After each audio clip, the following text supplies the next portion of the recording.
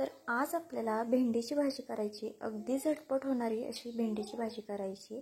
तर त्यासाठी मी इथे एक कढई ठेवली आहे। कढईमध्ये एक पळी तेल टाकले। तेल टाकल्याच्या नंतर आपल्याला त्याच्यामध्ये लसूण टाकायचं आहे। मी ते बारीक कट करून लसूण घेतलेला आहे। तुम्हाला हवा असेल तुम्ही ठेचून टाकला तरी सुद्धा चालेल।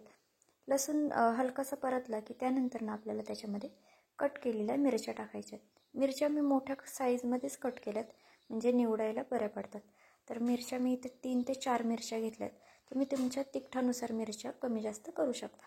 त्यानंतर आपल्याला याच्यामध्ये मूग डाळ घ्यायची, मूग डाळ टाकायची। मूग डाळीने कशी भेंडीची भाजी अशी छान अशी कुरकुरीत लागते।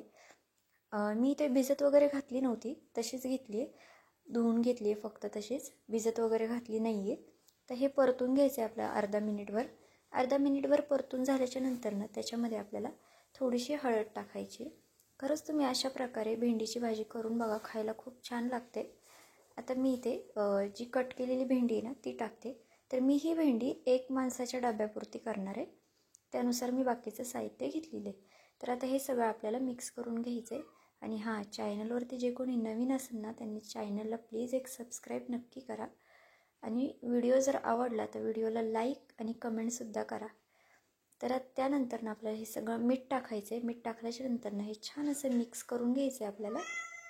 अशी भेंडी केली ना अजिबात चिकट वगैरे होत नाही, त्याच्यामुळे तुम्ही अशा प्रकारे नक्की करून बघा।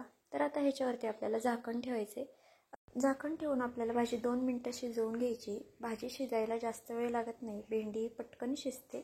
तर आता झाकण काढलेलं आहे मी, अजिबातही चिकट वगैरे अशी झालेली दिसत नाही आहे, पाहू शकता तुम्ही। तर आता हे मिक्स करून घ्यायचं आहे आपल्याला। मिक्स केल्याच्या नंतर आपल्याला चेक करायचं आहे आपली भेंडी शिजली की नाही। तुम्ही खरंच अशा प्रकारे भेंडीची भाजी करून बघा, खायला खूप छान लागते। तर बघा आता मी चेक केलं आहे, भाजी आपली शिजलेली आहे। तरीसुद्धा आपल्याला 1 मिनिटभर असं झाकण पुन्हा ठेवायचं आहे, कारण की अशी कुरकुरीत भेंडी खायला खूप छान लागते। थोडीशी अशी जास्त परतली ना की भाजी खायला खरंच खूप छान लागते। तर बघा आता 1 मिनिटभर मी झाकण ठेवलं होतं, आता झाकण काढलं आहे। आपली आता भाजी पूर्णपणे तयार झालेली आहे। तर आता आपण मिक्स करून घेऊया। तर तुम्ही पाहू शकता किती छान अशी परतलेली सुद्धा आहे भाजी आपली। तर रेसिपी आवडली असेल तर चॅनलला एक सबस्क्राईब नक्की करा। आणि तुम्हाला माझी रेसिपी कशी वाटते मला हेही कमेंट करून नक्की सांगा। चला तर भेटूया नवीन रेसिपीसोबत, तोपर्यंत बाय।